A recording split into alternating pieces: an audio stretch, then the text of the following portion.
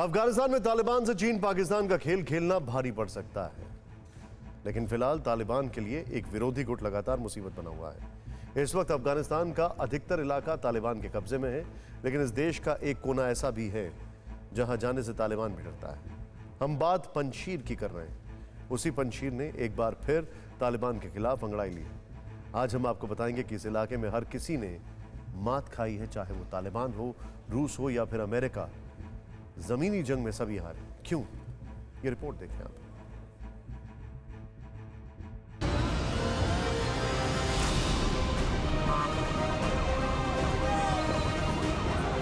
ये तस्वीर अफगानिस्तान के उस गढ़ से आई है जहां अब भी तालिबान का कब्जा नहीं है। ये नॉर्दर्न अलायंस के बेखौफ लड़ाके अफगानिस्तान का झंडा लहरा रहे हैं, सैकड़ों की तादाद में बाइक रैली निकाल रहे हैं और दुनिया के सबसे खूंखार आतंकी संगठन के खिलाफ जंग का ऐलान कर रहे हैं। अफगानिस्तान का ये वही इलाका है जहां सोवियत सेना की भी घुसने की हिम्मत नहीं हुई और इसी इलाके में एक बार फिर तालिबान के खिलाफ हल्ला बोल हुआ है।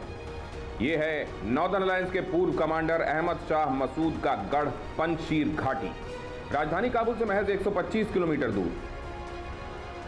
यह घाटी इतनी खतरनाक है कि 1980 से लेकर 2021 तक इस पर कभी भी तालिबान काबिज नहीं हो सका। इतना ही नहीं, सोवियत संघ और अमेरिकी सेना ने भी इस इलाके में हवाई हमले ही किए। भौगोलिक स्थिति को देखते हुए कभी भी कोई जमीनी जंग नहीं छेड़ सका। अफगानिस्तान के उपराष्ट्रपति अमरुल्लाह सालेह भी इसी इलाके से आते हैं। उन्होंने ट्वीट करके कहा कि मैं कभी भी और किसी भी परिस्थिति में तालिबान के आतंकियों के सामने नहीं झुकूंगा। मैं अपने नायक अहमद शाह मसूद, कमांडर, लेजेंड और गाइड की आत्मा और विरासत के साथ कभी विश्वासघात नहीं करूंगा। मैं उन लाखों लोगों को निराश नहीं करूंगा जिन्होंने मेरी बात सुनी। मैं तालिबान के साथ कभी भी एक छत के नीचे नहीं रहूंगा, कभी नहीं। उपराष्ट्रपति अमरुल्लाह सालेह अपने गढ़ यानी पंजशीर प्रांत से तालिबान के खिलाफ विद्रोह का झंडा बुलंद कर चुके हैं। उनकी एक तस्वीर भी आई है जिसमें सालेह कई लोगों के साथ बैठकर बातें करते नजर आ रहे हैं। माना जा रहा है कि अमरुल्लाह सालेह अपने कमांडर अहमद शाह मसूद की जगह ले सकते हैं।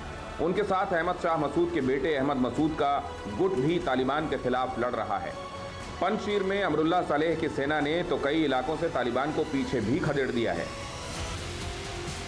सालेह की सेना ने परवान के चरिकार इलाके से तालिबान को खदेड़ा है। फिलहाल जनरल रशीद दोस्तम सालेह की सेना का नेतृत्व कर रहे हैं। इस बीच उपराष्ट्रपति अमरुल्लाह सालेह ने खुद को अफगानिस्तान का कार्यवाहक राष्ट्रपति घोषित कर दिया है। सालेह ने देश के सभी नेताओं और तालिबान के खिलाफ लड़ रहे सैनिकों से साथ आने की अपील की है। मतलब साफ है, पंजशीर से एक बार फिर इतिहास दोहराया जा सकता है। 2001 में कमांडर अहमद शाह मसूद ने तालिबान को सबसे पहले यहीं से खदेड़ा था। उत्तर मध्य अफगानिस्तान की इस घाटी पर 1970 के दशक में सोवियत संघ या फिर 1990 के दशक में तालिबान ने कभी कब्जा नहीं किया। अहमद शाह मसूद, जिसे अक्सर शेरे पंजशीर कहा जाता है, वो इस इलाके के सबसे बड़े कमांडर थे। इसकी भौगोलिक बनावट ऐसी है कि कोई भी सेना इस इलाके में घुसने की हिम्मत नहीं जुटा पाती। चारों तरफ से ऊंचे ऊंचे पहाड़ों से घिरे इस इलाके में बीच में मैदानी भाग है जहां की भूल भुलैया को समझना तालिबान के लिए आसान नहीं। 1990 के दशक में जब अहमद शाह मसूद ने तालिबान के साथ अपने संघर्ष की शुरुआत की थी, तब भारत भी उनकी मदद करता रहा। कहा जाता है कि एक बार जब अहमद शाह मसूद तालिबान के हमले में बुरी तरह घायल हो गए थे, तब भारत ने ही उनको एयरलिफ्ट कर तजिकिस्तान के फरखोर एयरबेस पर इलाज दिया था। ये भारत का पहला विदेशी सैन्य बेस है। इसे खासकर नॉर्दर्न अलायंस की मदद के लिए ही भारत ने बनाया था। अब अहमद शाह मसूद के उसी गढ़ से एक बार फिर तालिबान के खिलाफ लड़ाई तेज हो गई है। यानी ये नहीं समझना चाहिए कि तालिबान को कहीं से रेजिस्टेंस नहीं मिलेगी, लेकिन अफगान का इतिहास है और इतिहास ये कहता है कि हर 10 साल और फिर 20 साल में पूर्णतः परिवर्तन होता है और कहीं ना कहीं से बगावत होती है। अब ये बगावत यहां से होगी, ये सोचने वाली बात है। इस बीच तालिबान का पुराना रूप भी तेजी से वापस नजर आता दिख रहा है।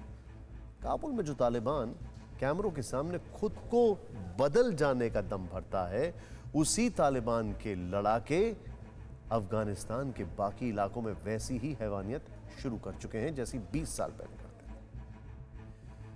तस्वीरें देखिए आप जरा, जो तालिबान का असली चेहरा उजागर करने के लिए काफी है। ये तस्वीरें गवाह हैं कि एक मुल्क पर हैवानों ने कब्जा कर लिया है। ये तस्वीरें जलालाबाद की बताई जा रही हैं, जहां एक शख्स के सीने पर कूद कर उसे मारने की कोशिश की जा रही है। ये करने वाला तालिबानी है और उनका शिकार बनने वाले अफगानिस्तान के वो जर्नलिस्ट हैं जो विदेशी मीडिया संस्थानों के साथ जुड़े थे। ये तस्वीरें भी जलालाबाद की हैं, जहां अफगानियों ने तालिबानियों के खिलाफ आवाज बुलंद की, अफगान का झंडा लेकर गए, अफगानिस्तान का राष्ट्रध्वज फहराया गया और उसी झंडे को लेकर रैली निकाली और तालिबानी लड़ाकों ने यहां उनके ऊपर फायरिंग कर दी। 3 लोगों की अभी तक मौत की खबर है, यह आंकड़ा बढ़ भी सकता है, कई घायल हो गए। यह सब उस जलालाबाद में हुआ जो पाकिस्तान बॉर्डर के करीब है, जहां से पाकिस्तानी दहशतगर्द तालिबानियों की मदद के लिए आते थे और अब कब्जा होने के बाद पूरे इलाके में तालिबानियों के साथ मिलकर दहशतगर्दी कर रहे हैं। बताया जा रहा है कि पाकिस्तानी आतंकी आम लोगों के साथ लूटपाट कर रहे हैं। रिपोर्ट्स के मुताबिक जैश-ए-मोहम्मद, लश्कर-ए-तैयबा और लश्कर-ए-जंगवी ने काबुल सहित अन्य कई शहरों में जगह जगह अपने चेक पोस्ट स्थापित कर लिए हैं। इन चेक पोस्ट के जरिए आतंकी संगठनों का इरादा जिहाद के नाम पर जबरन पैसे की गुआही करना है। ये गांव-गांव जाकर बंदूक के बल पर लोगों को परेशान कर रहे हैं। एक और तालिबानी लोगों को डरा रहे हैं, धमाके कर रहे हैं, लूटपाट कर रहे हैं, बहु बेटियों को जबरन उठाकर ले जाया जा रहा है। जबकि दूसरी ओर काबुल से तालिबानी ये मैसेज देने की कोशिश में है कि सब ठीक है, महिलाओं को सम्मान दिया जा रहा है और आगे भी दिया जाएगा। लेकिन ये सब तालिबान के उस प्रोपेगेंडा का हिस्सा है जिसका मकसद सत्ता चलाने के लिए दुनिया का समर्थन हासिल करना है। हकीकत यह है कि तालिबान बदल जाने का दावा भले ही कर रहा हो, लेकिन महिलाओं को लेकर उसका जो जालिम रवैया है वो बदला नहीं है।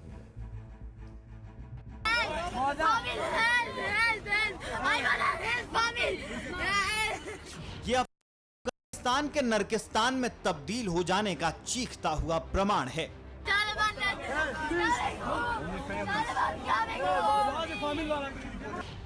पठानलैंड में दर्दनाक और दहला देने वाली तस्वीरों का विश्लेषण करने से पहले आपका तालिबानी सिक्के के दोनों पहलू समझना जरूरी है, जिससे एक तरफ सत्ता के लिए अमन की सियासत वाली नौटंकी है और दूसरी ओर उसका हैवान वाला रूप है।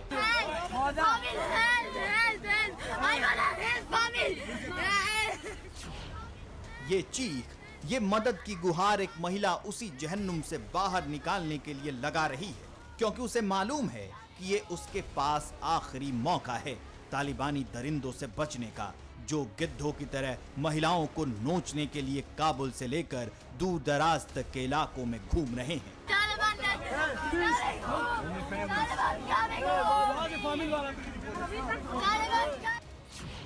ये वीडियो काबुल एयरपोर्ट का है, जहां अफगानिस्तान से बाहर निकलने के लिए लोगों की भारी भीड़ है। उस भीड़ में ये महिला भी थी और सुरक्षा बलों के आगे रो रो कर मिन्नतें करने लगी, मदद मांगने लगी। हालांकि तालिबानी इस कोशिश में लगे हैं और दुनिया को विश्वास दिला रहे हैं कि सब ठीक है। अधिकारों का गला घोटने का काम भी शुरू हो गया, जिसकी तस्दीक काबुल में एक दीवार पर महिलाओं की तस्वीरों को पेंट से ढकने की एक कवायद कर रही है। तालिबान के शरिया कानून के ऐलान के बाद खौफजदा दुकानदार अपनी दुकानों पर उन विज्ञापनों को पेंट कर रहे हैं जिनमें महिलाएं नजर आ रही हैं।